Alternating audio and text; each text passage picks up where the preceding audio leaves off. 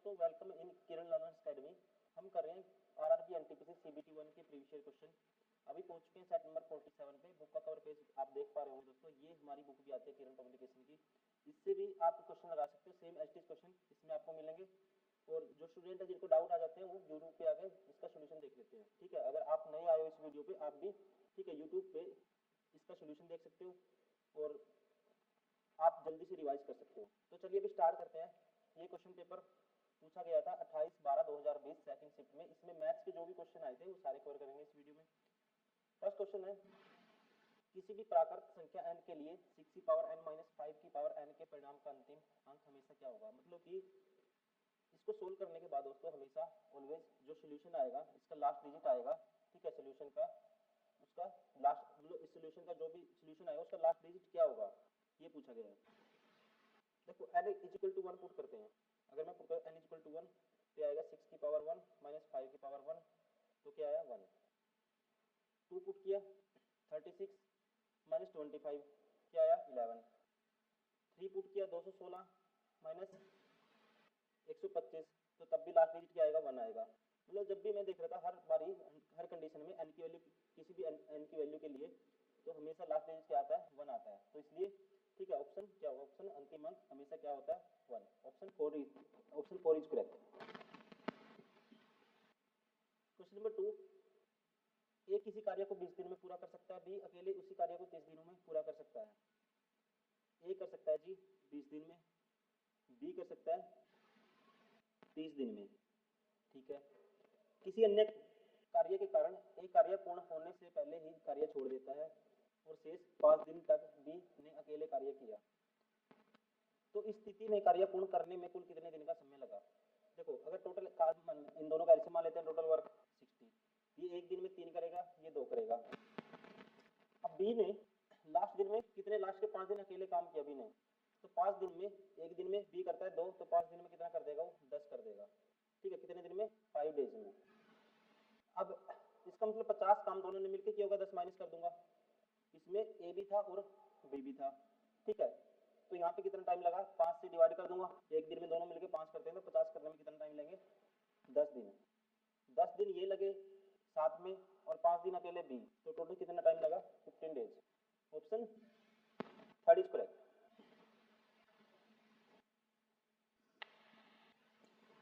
Question number 3, एक दिन का अंश हर से 2 कम है। यदि अंश को 2 से गुणा किया जाता है और हर को, हर अंश मीन्स न्यूमरेटर और डिनोमिनेटर मीन्स हर 3 से गुणा किया जाता है तो प्राप्त भिन्न 2/9 के बराबर होती है। तो भिन्न ज्ञात कीजिए। देखो कोई भी उठाओ, जो अंश है हर से 2 कम है, मतलब नीचे वाला है 2 ज्यादा है ऊपर वाले से, तो कोई भी ऑप्शन उठाएंगे, मान लो मैं ऑप्शन कुछ भी उठाता हूँ, ये उठाता हूँ। ठीक है, 2 का गैप है, नीचे वाला 2 कम है ऊपर वाले से। अब कहता है ऊपर वाले को 2 से गुणा करना है, 1 से 3 मैंने लिया ऑप्शन में, ऊपर वाले को 2 से गुणा करना है और नीचे वाले को 3 से गुणा करना है, 3 3 9 हो जाएगा। तो क्या प्राप्त होता है 2/9। सेटिस्फाई हो रही है कंडीशन। इसका मतलब ऑप्शन कौन सा सही हो गया, ऑप्शन 4 इज करेक्ट। आप रॉन्ग ऑप्शन भी उठाओगे ज्यादा टाइम नहीं लगेगा, आपको क्या करना है ऑप्शन सही करना है इसको। क्वेश्चन नंबर 4, किन्हीं दो संख्याओं का योग 1500 है, उनका एलसीएम 16379 है, तो दोनों संख्याएं ज्ञात कीजिए।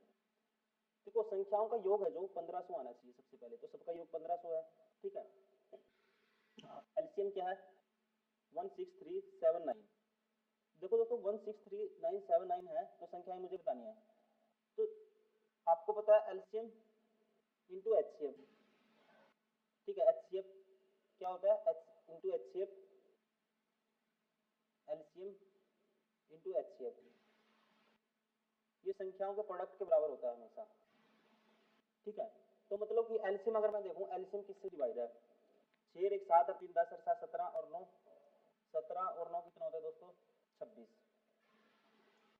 3 से तो ये डिवाइड नहीं है। और जो एचसीएफ होता है दोनों में संख्याओं में कॉमन भी होता है। ठीक है, जैसे यहाँ पे एक संख्या आएगी, एचसीएफ को एच मान लेते हो, एच एक्स, एक आएगी एच वाई। ठीक है, ये किसके बराबर होगी एलसीएम। ठीक है, एलसीएम इंटू एचसीएफ। ठीक है, यहाँ से एक एच कैंसिल हो जाएगा। ठीक है ना, एक एच कैंसिल एक टाइम के लिए मैं मान लेता हूँ। जो एलसीएम होगा ना, वो एलसीएम होगा दोस्तों, उसमें से क्या होगा तो मतलब एक संख्याएं क्या करेंगे दोनों, या मैं ऐसे सीधा डायरेक्ट कह सकता हूँ एलसीएम को दोस्तों, ठीक है, जैसे आप एलसीएम लेते हो 20 और 30 का एलसीएम लेते हो 60 आता है। अब 60 को ये भी डिवाइड करता है, ये भी, दोनों संख्याएं डिवाइड करती है, ठीक है, दोनों संख्याएं डिवाइड करेंगे इसको। अब देखो ये संख्या 21 से भाग नहीं होगी क्योंकि ये 3 से भाग नहीं होती, सम 3 से भाग होना चाहिए, ये भाग हो गया। ये दोस्तों एक संख्या, इसमें क्या है, इसमें 3 नहीं है, ठीक है। अब 153 है, 1053, अगर ये संख्या 3 से भाग है और ये पूरी संख्या 3 से भाग नहीं होगी, देखो 6 3 9, 7 और 3 10, 10 और 7 17 और 9 26, ठीक है, तो ये भी नहीं हो सकता।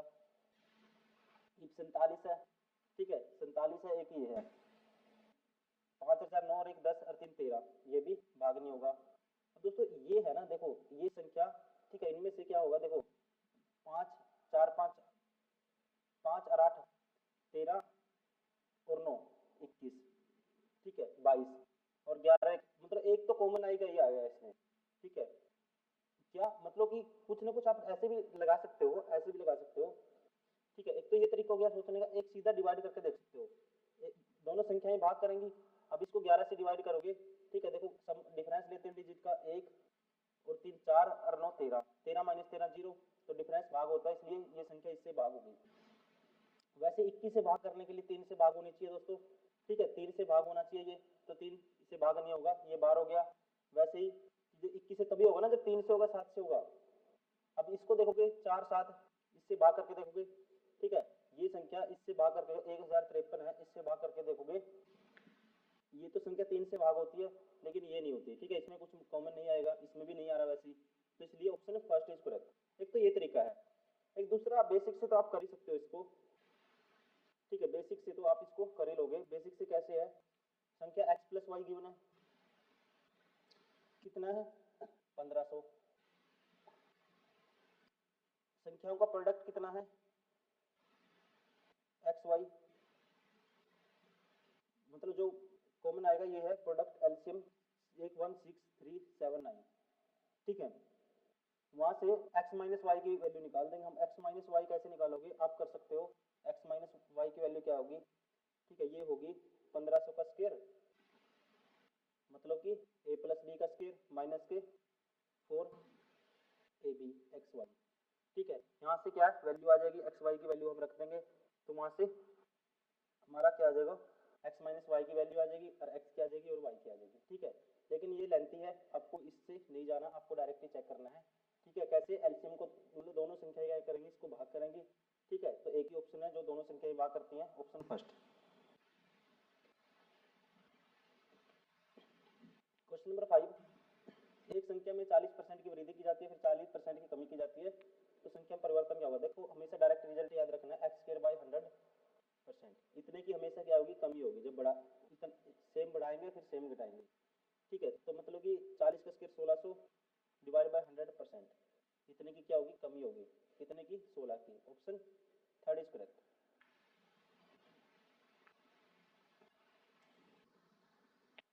क्वेश्चन नंबर 6, कहते हैं the capacity of working of A and B in the ratio, A और बी का जो काम करने का अनुपात है ये है। यदि ए 12 दिन में करता है, एक दिन में ए 3 करता है, तो टोटल काम 12 36 हो गया। तो बी उसी काम को कितने दिन में करेगा, बी एक दिन में 4 करता है, ये करने में कितना टाइम लेगा, 9 दिन, option second is correct. Question number 7, X A sine T, B बराबर है वाई बराबर बी टेन टी, तो मुझे बताना है ए बटे में एक्स, देखो जो चाहिए वो बनाएंगे। ए बाई एक्स चाहिए मुझे, तो ये इस साइड है, ये आ जाएगा 1 बाई साइन टी, मतलब कि कोसेक टी, इसकी वैल्यू क्या आएगी, ए बाई एक्स। वैसे ही ठीक है, बी बाई वाई की वैल्यू आएगी, ठीक है, ये बटे में 1 बाई ये 10 कोट हो जाएगा, कोट टी की वैल्यू क्या आ जाएगी, बी बाई वाई। अब cosec square theta minus cot square theta करेंगे, माइनस करेंगे तो ये आ जाएगा 1, और ये आ जाएगा ए स्क्वायर बटे में X square minus Y square बटे में बी स्क्वायर, ठीक है, तो इसकी वैल्यू क्या आई 1, option 4 is correct. Question number 8, cos 2 theta बराबर है साइन थीटा, थीटा 0 और 90 के बीच में है, तो थीटा का मान बताओ। देखो कोट कोस की वैल्यू कोस 61/2 होता है, साइन 60 की वैल्यू √3/, अगर 30 पुट करता हूँ मैं थीटा की जगह, तो cos 60 1/2 sin 30 1/2, मतलब theta is equal to 30 degree. Option third is correct.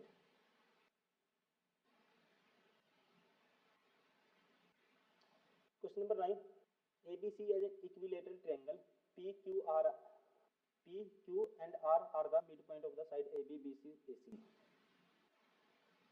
कहते हैं ABC इक्विलेटरल ट्रायंगल मतलब तीनों साइड बराबर है और 3 पॉइंट है और मिड पॉइंट है AB BC और AC पे PQR, PQR। ठीक है, इनसे एक ट्रायंगल बनेगा कौन सा, PQR। The length of the side of the triangle is 4 centimetre. इसकी पूरे की लेंथ क्या है, 4 दी है। Then the area of triangle PQR। ठीक है, एरिया ऑफ ट्रायंगल PQR, देखो ध्यान रखेंगे हमेशा इक्विलेटरल ट्रायंगल का एरिया क्या होता है, √3/4 a स्क्वायर, साइड क्या है 4 का स्क्वायर 16, क्या आएगी 4√3।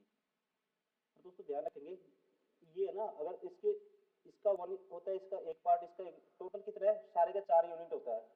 ठीक है, तो 4 यूनिट की वैल्यू ये है और इसका 1 यूनिट होगा, तो 4 यूनिट की वैल्यू 4√3। आप ध्यान रखेंगे तो 1 यूनिट की वैल्यू क्या आएगी, √3। मतलब इसका क्या होगा, हमेशा इसका 1/4 होगा। ठीक है, PQR का। Option third is correct. Question number 10, ये है P बराबर है 0.03 this and this. Q P की वैल्यू ये है, Q की ये है, तो P/Q मुझे बताना है। देखो ये क्या है, ये है दोस्तों 0.00 a square plus b square plus इसको लिख सकते हैं twice of a into B. ठीक है ना, तो ये होगा a माइनस बी का होल स्क्वायर, मतलब कि 0.3 माइनस करेंगे इसमें से कितना, ये 0.03, तो ये आएगा 10 में से 3 गए 7, ये आ जाएगा दोस्तों 2, ये 0.27। ठीक है, आ गया a माइनस बी का whole square, a minus B क्या आया, p माइनस ये, हाँ a माइनस बी का वैल्यू क्या है 0.27, इसका होल स्क्वायर है दोस्तों।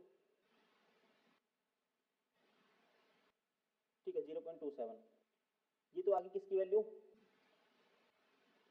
ये p की वैल्यू आ गई है। ठीक है, p किसके बराबर था, a माइनस बी का होल स्क्वायर।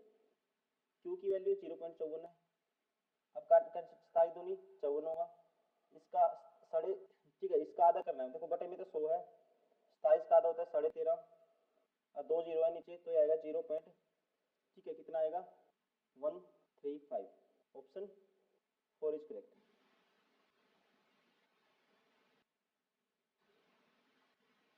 क्वेश्चन नंबर 11, कहता है A sum of money of 2600 was lent out in 2 parts in such a way that the simple interest on the first part 10% per annum, ठीक है annum for 5 years and the is the same as that,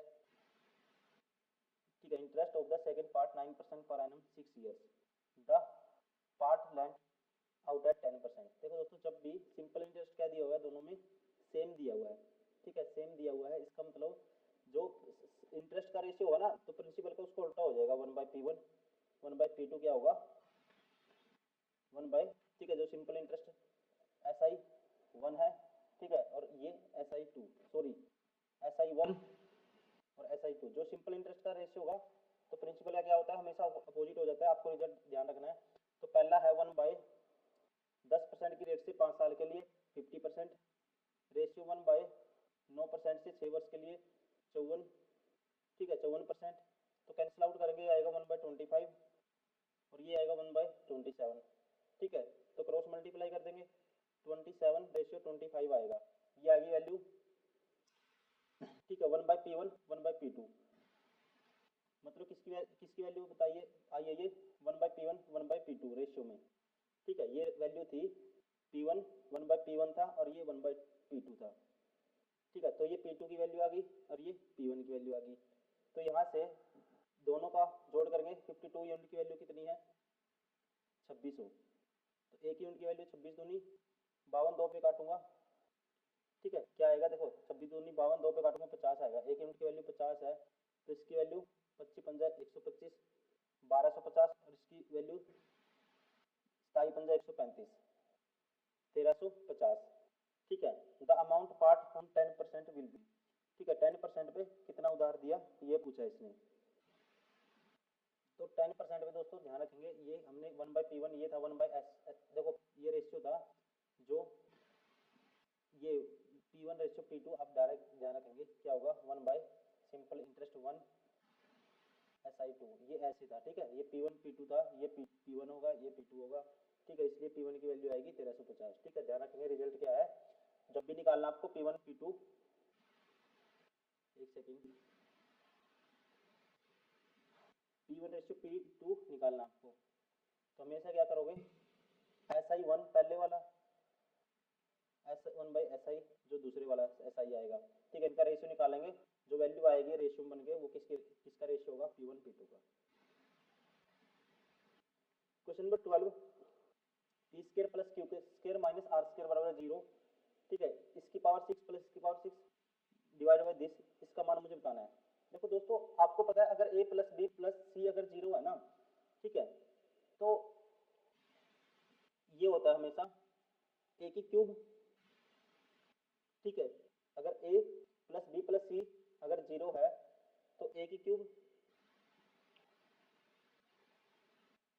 देखो a plus B plus सी अगर 0 है तो a की cube plus B की cube plus सी की cube minus 3abc 0 होता है, या कह सकते हैं ये होता है 3abc के बराबर। ठीक है ना, अब ये 0 है तो यहाँ से हम कह सकते हैं p की पावर 6 प्लस q की पावर 6 माइनस r की पावर 6, तो ये किसके बराबर होगा 3abc। 3 a की वैल्यू p स्क्वायर है, b की वैल्यू q स्क्वायर है, c की वैल्यू माइनस r स्क्वायर है। 3abc ये हो जाएगा माइनस r स्क्वायर, क्योंकि इसकी वैल्यू माइनस में है r स्क्वायर की, बटे में p square q square r square है, ये कैंसिल हो जाएंगे, तो आंसर क्या आएगा -3। Option third is correct.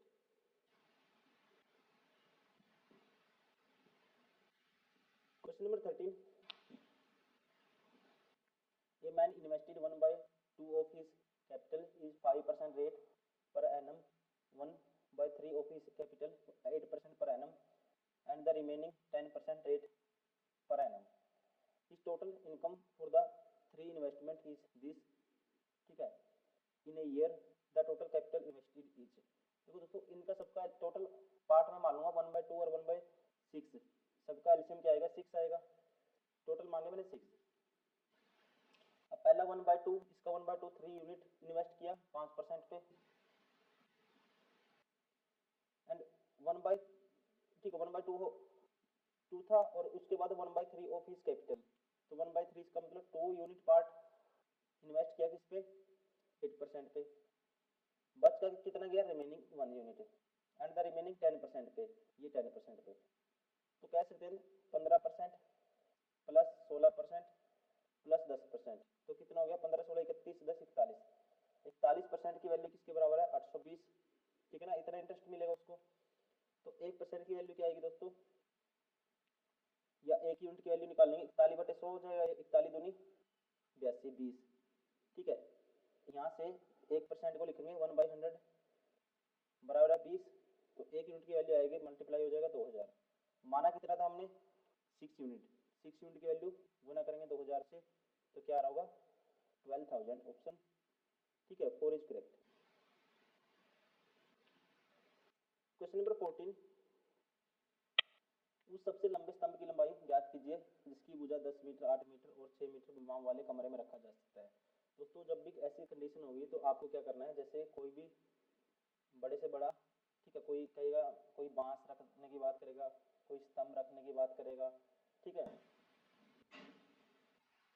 ठीक है, या कहेगा पोल रखने की बात होगी, तो सबसे बड़े से बड़ा होगा, ठीक है, जो इसका क्या होगा डायगोनल होगा, क्या होगा डायगोनल, डायगोनल होता है ये एल, ठीक है, ये बी और ये एच, तो ये होता है हमेशा L square plus B square plus H square.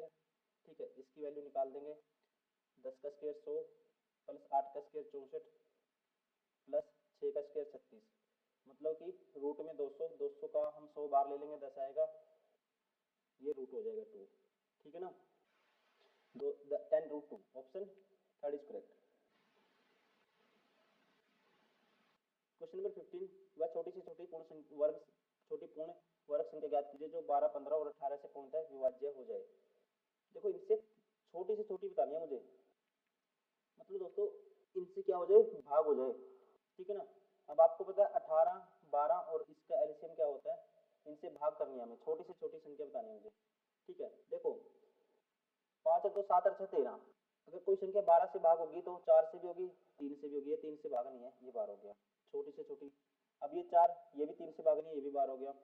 अब ये 3 से भाग है, ठीक है, मतलब कि 4 से भी भाग है, 12 से भी है, फिर 15 से 90, 18 से सबसे भाग है और छोटी से छोटी भी है। अब ठीक है, ये तो बारी होगी, दो तीसरे नंबर की छोटी ये है, इसलिए option third is correct. The revenue earn from company A in 2001 is 6300 crore, that earn in 2010 is कितनी, 8100 करोड़ है। 2001 में इतनी है, कितनी, 6300, ठीक है, ये है 6300 करोड़। 2010 में 8100 करोड़ और 2015 में 10,800 करोड़।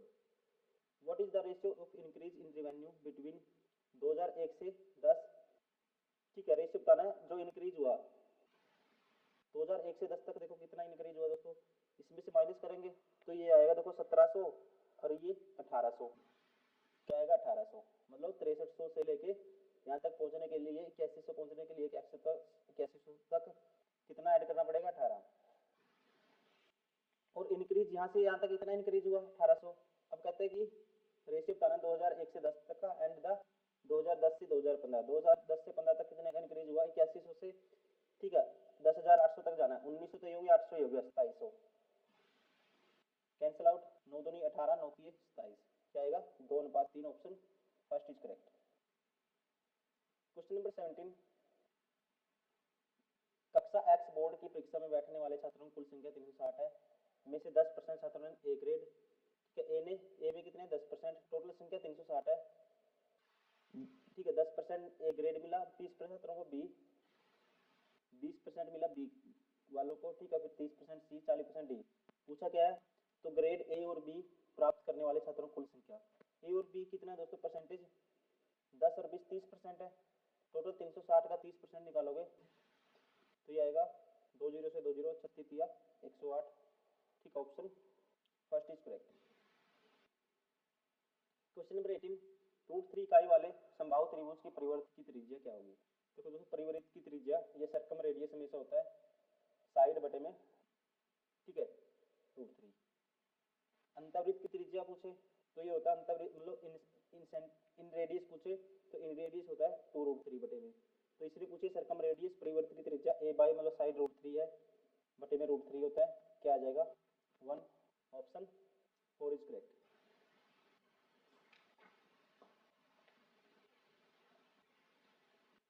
क्वेश्चन नंबर 19, वह छोटी से छोटी संख्या ज्ञात कीजिए जिसे 4 अंकों की सबसे छोटी संख्या में घटाने पर प्राप्त संख्या पूर्ण वर्ग बन जाए।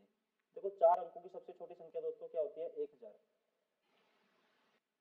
या छोटी छोटी संख्या ज्ञात कीजिए जिसे 4 अंकों की सबसे बड़ी, अच्छा सबसे छोटी संख्या से घटाने से पूर्ण वर्ग। इसमें से क्या घटाएं, अब इसमें से आपको पता है अगर मैं 24 घटाता हूँ 976 किसी का नहीं होता स्क्वायर, सीधा डायरेक्ट आपको पता होना चाहिए, 39 घटाएंगे 961 आएगा, 961 किसका स्क्वायर होता है, 961 होता है दोस्तों किसका, 31 का स्क्वायर होता है, ठीक है ना, 31 का स्क्वायर। 32 का जैसे 1024, 33 का 1089, ठीक है, तो 31 का क्या होता है 961, ठीक है, तो कौन सी संख्या है छोटी से छोटी, कौन सी घटानी है, 39, ऑप्शन सेकंड इज करेक्ट।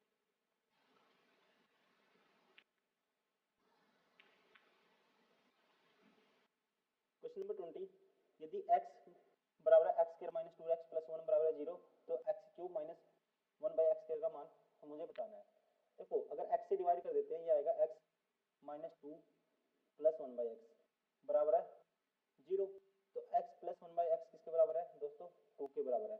तो यहाँ से अगर x की वैल्यू में 1 पुट करता हूँ, ठीक है, तो 1 पुट करता हूँ तो क्या आएगा, सेटिस्फाई हो गया। तो इसकी वैल्यू बतानी है, तो 1 की पावर कुछ भी हो तो 1 माइनस 1 क्या आएगा 0, ठीक ठीक है ना, ऑप्शन 4 इज करेक्ट।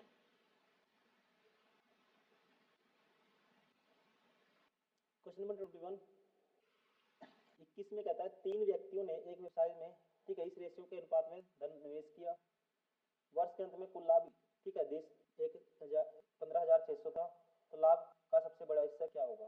देखो रेशियो है, इसको कन्वर्ट कर लेंगे हम, ठीक है, रेशियो रेसिप्रोकल है रेशियो का, तो इसको मल्टीप्लाई कर देते हैं 12 से, तो आएगा 6, ये आएगा 4, ये आएगा 4 3 12, 6 और 4 10 और 3 13, 13 यूनिट की वैल्यू क्या है, ये है, तो 1 यूनिट की वैल्यू आएगी 13 एकम 13, बचेगा 2, 13 दूनी 26, 1200 सबसे बड़ा हिस्सा क्या है, 12 छिक 6 यूनिट है, 12 छिक 7200, सबसे बड़ा पार्ट क्या गया 7200, option first is correct.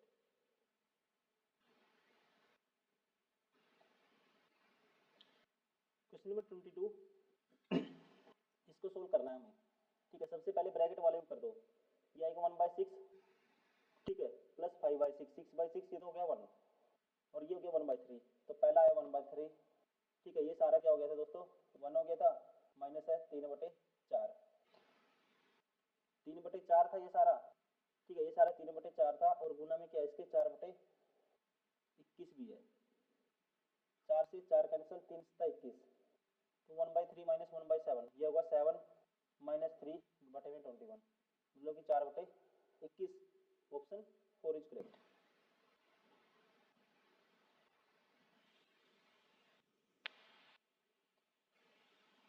Question number 23 ये है इसके बराबर है, तो x की वैल्यू बतानी है, तो ऐसी कंडीशन में क्या करो, स्क्वायर कर दो, 9 19 माइनस x√12, ये होगा a square plus b square, मतलब कि 7 आएगा, माइनस 2ab, ठीक है, माइनस 2√12 आएगा, तो यहाँ से, ठीक है, ये आ जाएगा 7 उस साइड जाके माइनस होगा, 7 उस साइड जाके क्या होगा दोस्तों, ये x इस साइड ले आता हूँ, बाकी उस साइड ले जाता हूँ, 7 उस साइड जाके ये होगा 12 बचेगा, ठीक है, 19 माइनस 7 12, और प्लस के 12√12 2√12, ये आएगा x√12, और √12 इसमें से कॉमन ले लूंगा, तो ये बचेगा √12, तो ये बचेगा 2 बराबर है x, ठीक है, इसको लिख सकते हैं 4 गुना 3, मतलब कि 4 को बाहर लिखेंगे तो ये आएगा 2 बन जाएगा, √3 प्लस 2 बराबर है x के, तो 2 प्लस 2√3, 2 प्लस 2√3 कौन सा ऑप्शन है, ऑप्शन सेकंड। क्वेश्चन नंबर 24 पहली 8 अभाज्य प्राकृत संख्याओं का माध्य, कहते हैं the difference between the mean of the first 8 composite natural number. देखो फर्स्ट 8 कंपोजिट नेचुरल नंबर क्या होंगे दोस्तों, ठीक है, कंपोजिट नेचुरल नंबर फर्स्ट 8, तो ये होंगे, पहले 4 आएगा, ठीक है, इनका कितने लेने हैं 8, फिर आएगा 6, 6 के बाद दोस्तों 7 नहीं होगा, फिर आएगा 8, फिर 9, फिर आएगा 10, 11 नहीं होगा, 12, 13 नहीं होगा, फिर 14, फिर 15, ठीक है, कितने हो गए देखो 1 2 3 4 5 6 7 8, डिवाइड बाय क्या निकालना है इनका, मीन, ठीक है ना, क्या निकालना है इनका मीन, तो मीन कितनी है संख्या 8 होगी, डिवाइड बाय 8। अब पहले 8 लेने हमें प्राइम नंबर, ठीक है, तो पहला नंबर प्राइम क्या होता है 2, प्लस उसके बाद 3 होता है, फिर 5, फिर 7, फिर 8 9 10 11, फिर 13, ठीक है, फिर क्या आएगा 14 15 16 17, फिर आएगा 19, इनका भी मीन, इनका डिफरेंस निकालना है, ठीक है, इनका क्या निकालना डिफरेंस, देखो अगर मैं जोड़ता हूँ ये आएगा 15 और 14 29 और 12 41 और 10 51 और 9 60 और 8 68 68 और 6 74 और 4 78, ये आया 78/8 ऊपर वाला, ठीक है, और नीचे वाला देखो 19 और 17 36 और 13 49 और 11 60 और 67 67 और 5 72 और 5 77 77/8, ठीक है, 78/8 माइनस 77/8, तो क्या दोस्तों क्या बचेगा 1/8, ऑप्शन थर्ड इज करेक्ट।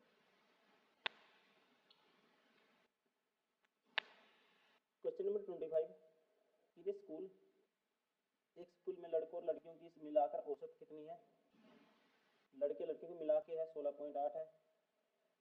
लड़कों की औसत आयु बॉयज की कितनी है, बॉयज की है जी 15.4 और लड़कियों की गर्ल्स की है कितनी 18.2 है। तो मुझे लड़के लड़कियों की संख्या का अनुपात बताना है, तो मिक्सचर एंड एलिगेशन लगा देंगे।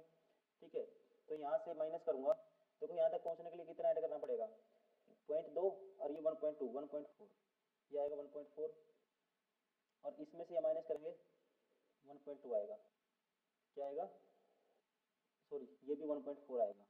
ठीक है, तो काटूंगा क्या आएगा 1:1, option second is correct. Question number 26, P की वैल्यू ये है, पी बराबर है दिस एंड क्यू बराबर है दिस, तो मुझे पी रेशियो क्यू बताना है। देखो पी की वैल्यू क्या आएगी, अगर मैं इसको सोल्व कर देता हूँ यहाँ पे, ये आएगा 2 दूनी 4 मतलब 0.4 बटे में करेंगे 0.4 1 बटे 2। ठीक है, तो ये आया 2 + 1/2, पी की वैल्यू निकाल रहा हूँ मैं। ठीक है, 2 + 1/2 माइनस के 2 कैंसिल, तो पी की वैल्यू आई 1/2, पी की वैल्यू क्या आई 1/2। क्यू की वैल्यू देखो ऐसी, ये 1/2 होगा और ये 1 होगा, मतलब 2, ये कितना आया देखो ये आया सारा -1/2 और ये माइनस के 1, तो ये भी क्या आएगा दोस्तों 2 - 1.5 करेंगे तो 1/2। ठीक है, तो पी रेशियो क्यू आ जाएगा, क्या आएगा P/Q 1/2 बटे में 1/2 1, ऑप्शन फर्स्ट इज करेक्ट। ठीक है ना, ऑप्शन कौन सा होगा, ऑप्शन फर्स्ट इज करेक्ट।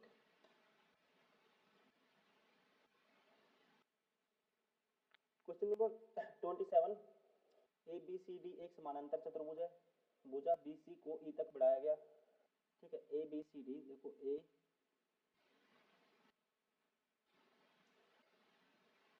ठीक है, मान लेते हैं ABCD समानांतर चतुर्भुज है, BC को E तक बढ़ाया गया, BC को दोस्तों ये बढ़ा दिया E तक। ठीक है जी, सच दैट कि BC बराबर है CE, ये बराबर है दिस, त्रिभुज AB का क्षेत्र इनमें से किसके बराबर होगा, त्रिभुज ABE मतलब इसका क्षेत्रफल किसके बराबर होगा। देखो दोस्तों यहाँ से मैं एक हाइट ड्रा कर देता हूँ, ये हाइट h, ठीक है ना, तो इसका पैरेललोग्राम इस ट्रायंगल का एरिया देखो, इसका क्या होगा पैरेललोग्राम का एरिया देखो, इसका होता है base into height, b into h होगा या BC इंटू h होगा, एक सेकंड, BC इंटू h होगा किसका पैरेललोग्राम का, समानांतर चतुर्भुज का। अब इसका देखो ट्रायंगल का 1/2 बेस क्या है BE है, इसका BE को लिख सकते हैं ट्वाइस ऑफ BC और हाइट इसकी भी h है, तो इससे ये कैंसिल, तो BC इंटू h मतलब बराबर हो गया, तो इसका मतलब किसके बराबर है, समानांतर चतुर्भुज क्षेत्रफल से के बराबर है। तो कौन सा ऑप्शन है, option third is correct. Question number 28, यदि एक वस्तु को 12% लाभ पर बेचा गया, ठीक है, इसे 33 रुपए अधिक में बेचा जाता तो 14% का लाभ होता, तो वस्तु क्रय मूल्य ज्ञात करें। देखो 33% का लाभ क्यों हुआ, क्योंकि पहले 12% बेच रहा था, अब 14% में, कितने एक्स्ट्रा बेच रहा है 2% एक्स्ट्रा में, 2% की वैल्यू क्या है 33 है, बताना क्या है मुझे क्रय मूल्य 100% होता है, तो 50 से गुना कर दो दोनों तरफ, तो ये 100% की वैल्यू आएगी, 33 को 50 से गुना करेंगे, 33 पंजा कितने होते हैं 30 पंजा 150, 3 पंजे 15, 165 के आगे 0, 1650, ऑप्शन 4 इज करेक्ट।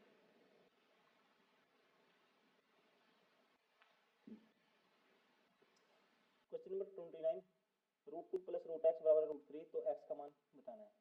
तो ऐसी कंडीशन में क्या करना है दोस्तों, ठीक है, तो x का मान बताना है हमें, √x की वैल्यू क्या आएगी √3 माइनस √2 स्क्वायर कर दो, तो ये आएगा a² + b² मतलब कि 5 आ जाएगा, माइनस 2ab 2√6, 5 - 2√6, तो कौन सा ऑप्शन है, option 4 is correct.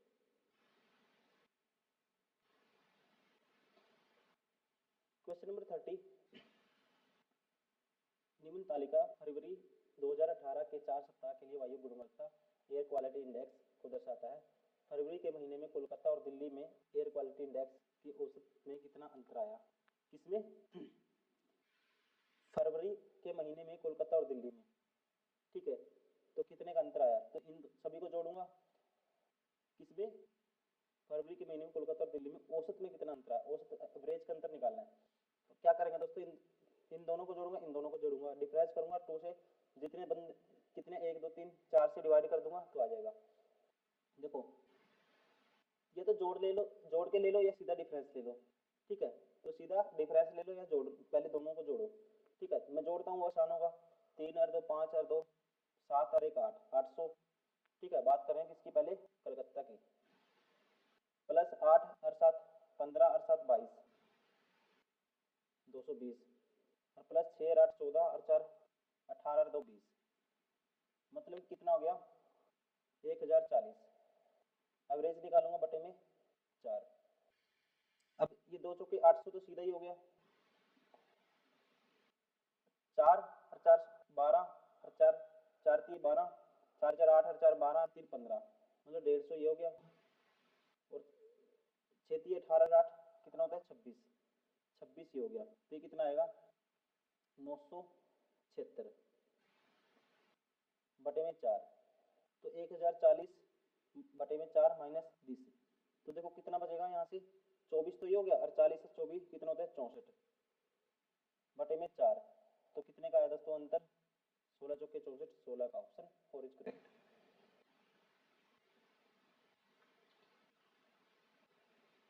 Question number 31,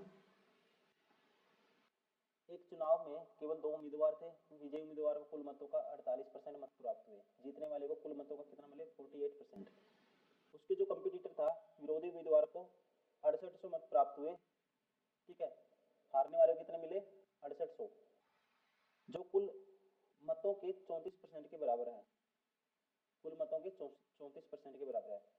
तो कुछ मत अमान्य थे। विजय उम्मीदवार का विनिंग मार्जिन और अमान्य मतों की संख्या ज्ञात कीजिए। देखो यहाँ से विजय मार्जिन कैसे आएगा, देखो हारने वाले को कितने मिले 6800, तो यहाँ से जीतने वाले को कुल का मिले थे, कुल मान लेते हैं 100 यूनिट मान लेते हैं, कितने मिले इसको 48%, कुल मतों के 48 मिले, ठीक है। 2 उम्मीदवार थे, विजय उम्मीदवार को इतने मिले, और हारने वाले को कितने मिले, इसका मतलब हारने वाले को दोस्तों, इसको जीतने वाले को तो इतने मिले टोटल का, तो उसके विरोधी उम्मीदवार को 6800 मत प्राप्त हुए, जो कुल मतों का कितने थे 34% थे। तो कुल मतों का 34% मतलब कि 100 माने टोटल मैंने 100 यूनिट, इसका 34% निकालोगे तो आएगा 34 यूनिट। 34 यूनिट की वैल्यू क्या है 6800, ठीक है। कितनी है 6800, 34 दूनी 68, तो 1 यूनिट की वैल्यू कितनी आएगी 200, तो 200 से मल्टीप्लाई करूंगा तो इसका मतलब टोटल कितने थे 20,000। यहाँ से टोटल पता लग गया मुझे। अब मार्जिन कितने का होगा, उसको मार्जिन कैसे निकालेंगे, देखो उसको मिले थे 48%, 48% निकालेंगे इसका 20,000 का, तो क्या आएगा ये 48%, ठीक है। इसका 48 दूनी 96, ठीक है, तो ये आएगा 9600। देखो दोस्तों विजय विनर को मिले 9600 मिले, लूजर को कितने मिले 6800, तो अंतर कितने का आएगा, डिफरेंस, डिफरेंस आएगा 0 0, 16 में से 8 गए 8, 8 में से 6 गए 2, 2800 का। तो पहले तो पूछा था इसने मार्जिन, ठीक है, जीत हार और जीत के बीच में मार्जिन क्या था 2800 का है, एक ही ऑप्शन है जिसमें 2800 है, इसलिए ऑप्शन सेकंड इज करेक्ट। ये भी निकालना चाहते हो तो निकाल सकते हो, लेकिन हमें जरूरत नहीं है क्योंकि पहले से सारे ऑप्शन एलिमिनेट हो गए हमारे, इसलिए ऑप्शन सेकंड इज करेक्ट। आपको ऐसे ही करना है, पूरा निकालने की जरूरत नहीं है हमें। वैसे मैं समझा देता हूँ। तो अमान्य मतों की संख्या क्रम से क्या होगी, देखो अमान्य कितने होंगे दोस्तों, तब दोनों को जोड़ दूंगा, 9 और 6 15, और 8 और 6 14, 1400, ठीक है। 15,000 प्लस 1400 16,000, कितने आएगा 400, तो माइनस कर देंगे 20,000 में से, तो कितना बचेगा 3,600, ठीक है। ये हो गया इनवैलिड, ठीक है, यहाँ से भी हो गया।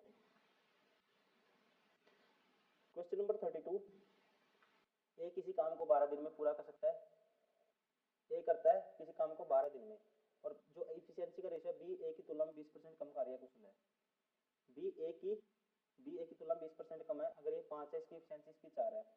अब ए करता है किसी काम को 12 दिन में, एक दिन में 5 करता है, 12 दिन में कितना कर देगा 60 कर देगा, इसका मतलब ये टोटल वर्क आ गया। और कहता है बी को कार्य पूरा करने में कितना टाइम लगेगा, बी एक दिन में 4 करता है, ठीक है, 60 कितने दिन में करेगा 15 दिन में, ठीक है ना, ऑप्शन थर्ड इज करेक्ट, ठीक है। तो ओके दोस्तों, thank you very much for watching this video. ये सारे के सारे हुए क्वेश्चन थे जो पूछे गए थे एनटीपीसी के इस एग्जाम में। ये हुआ था 28/12/2020 को सेकंड शिफ्ट में मैथ्स के, ये वो सारे क्वेश्चन थे। उम्मीद करता हूँ वीडियो पसंद आई होगी। प्लीज़ लाइक करें, सब्सक्राइब करें और शेयर करें।